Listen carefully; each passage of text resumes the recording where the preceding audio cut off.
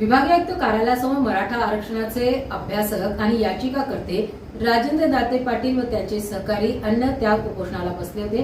या आंदोलनाला पोलीस प्रशासनाने परवानगी नाकारल्याने काल उपोषणकर्त्यांना पोलीस प्रशासनाने अटक करून विभागीय आयुक्त कार्यालयासमोर बसण्यास जागा दिली। उपोषणकर्ते व पोलिसांमध्ये परवानगीवरून व जागेवरून परवानगी नसल्यावर वादविवाद प्रकार बघण्यास मिळाला, तर त्यानंतर पोलीस प्रशासनाने व उपोषणकर्त्यांनी सामंजस्य भूमिका घेतल्याने वातावरण निवळले व उपोषणकर्त्यांनी विभागीय आयुक्त कार्यालयासमोर उपोषण सुरू केले।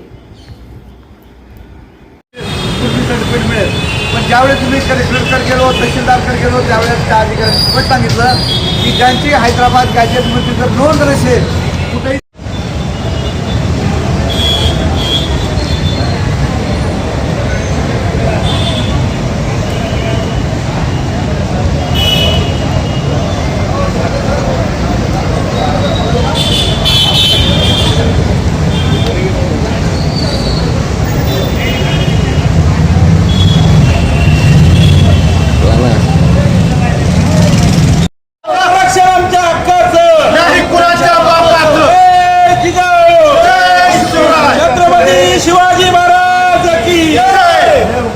बसायची जागा नाही आणि या ठिकाणी उपोषण वगैरे परवानगी दिली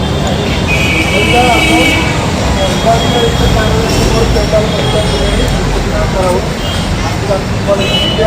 आमची पण विनंती आहे की आम्ही 1 महिन्यापूर्वी मला अर्ज दिलेला होता। आम्ही कुठलाही कायद्याच्या उल्लंघन करता आम्ही मोजके लोक बसतो आहोत। आमचा सगळं समाज लोक पलीकडे आहेत आणि कुठल्याही कायद्याचं उल्लंघन करत नाहीत। महाराजांच्या मूर्तीसमोर आम्हाला या ठिकाणी ताकद मिळते आणि आम्हाला विनंती आहे की आम्ही कुठल्याही कायद्याचं उल्लंघन न करता या ठिकाणी बसलेलो आहोत, त्याच्यामुळे आम्हाला बसू द्या। या ठिकाणी मोर्चा निघाला होता, तिथे बंद ठिकाण जागा आहे, हे आम्हाला समाज दाखवायचं त्या सर्व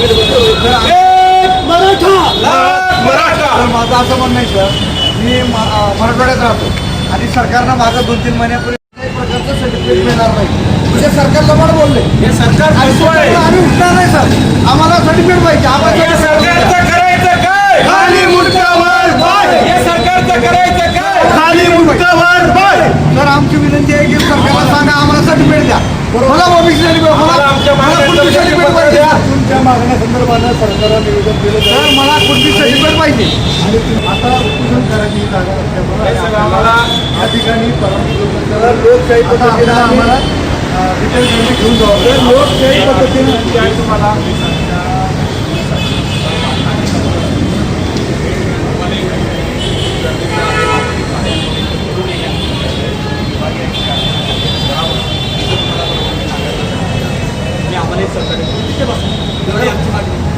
मला काय म्हणायचं, जागा रिकामी नाही तर नाही म्हणाल तरी कारण आहे बाकीचे लोक सर बसले उपोषणाला सर त्यांना कशी काय परमिशन ऐका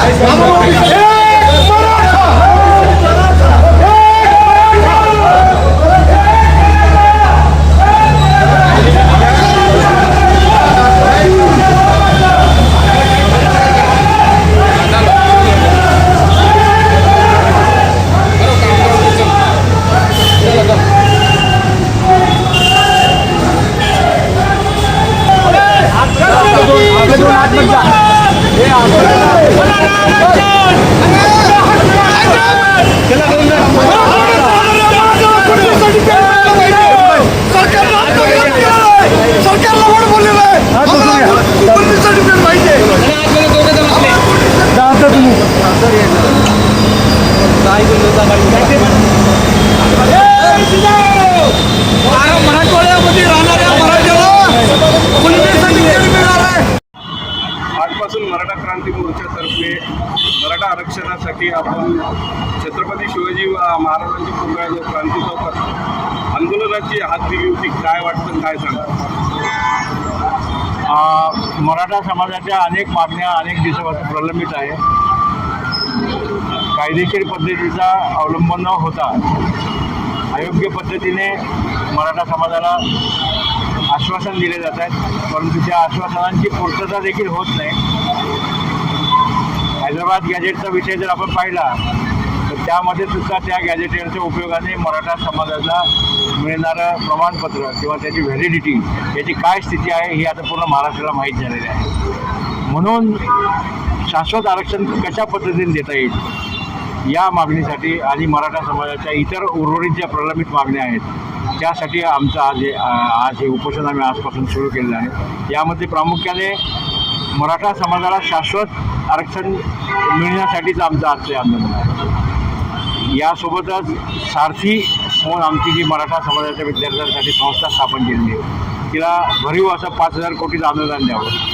अण्णासाहेब पाटील महामंडळाच्या अधिक प्रगतीसाठी आणि त्याचा लाभ अधिक मराठा समाजापर्यंत जावा म्हणून त्या संस्थेला सुद्धा अधिकचा निधी देऊन त्याची किमान 10,000 कोटी रुपये त्यांना द्यावेत. यानंतर महाराष्ट्रामध्ये आंदोलनाच्या दरम्यान ज्या ज्या लोकांवर गुन्हे दाखल झालेले आहेत ते गुन्हे वापस घेण्याचे शासनाने कबूल केलेलं आहे, परंतु त्याची अंमलबजावणी आत्तापर्यंत झालेली नाही. म्हणून आमची विनंती शासनाला अशी राहणार आहे की आपण तात्काळ त्याची ती अंमलबजावणी करावी यासाठीचं हे उपोषण आहे. त्याचप्रमाणे ज्या आमच्या मराठा उमेदवारांच्या नियुक्त्या प्रलंबित आहेत तर ज्या दिवशी ते पात्र ठरलेले आहेत त्या दिवशीची दिनांक ग्राह्य धरून त्या राहिलेल्या उमेदवारांना सगळ्यांना तात्काळ नियुक्तीपत्र देण्यात यावे. आणि महत्त्वाचा प्रश्न असा आहे की ज्यांच्याकडे पुरावे असतील, ज्यांची वंशावळ जुळत असेल त्यांना पुनमी प्रमाणपत्र मिळणार आहे, परंतु ज्यांच्याकडे पुरावे नाही आहेत, ज्यांची वंशावळ जुळत नाही त्या मराठा समाजाला आपण काय देणार आहात? त्यांना देणार नाही का? त्याची संख्या 90% त्या जवळपास आहे. मग या समाजाला सुद्धा न्याय देण्यासाठी शासनाने शाश्वत घटनात्मक पद्धतीचा अवलंब करून आम्हाला काही देणार आहे का?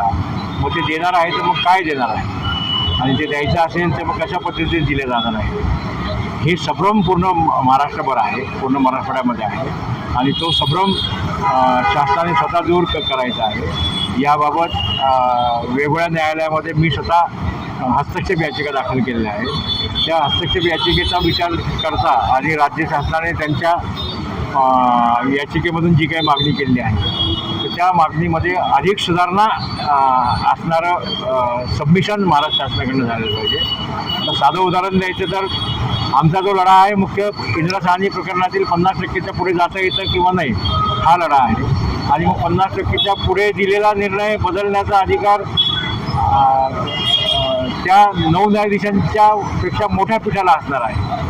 मग त्यांच्याकडे आपण न जाता आपण हे काय करतो आहे हे सगळं शासनाच्या लक्षात आणून देण्यासाठी आणि अयोग्य पद्धतीचा अवलंब न करता न्यायिक पद्धतीचा घटनात्मक पद्धतीचा अवलंब करून मराठा समाजाला न्याय देण्यासाठी, मराठा समाजाला आरक्षण देण्यासाठी जर आपण काम नाही केलं तर मराठा समाज आता हे विद्यार्थ्यांचे ॲडमिशन झालेले आहेत हे अशीच जर प्रमाण वाढत गेलं जात पडताळणी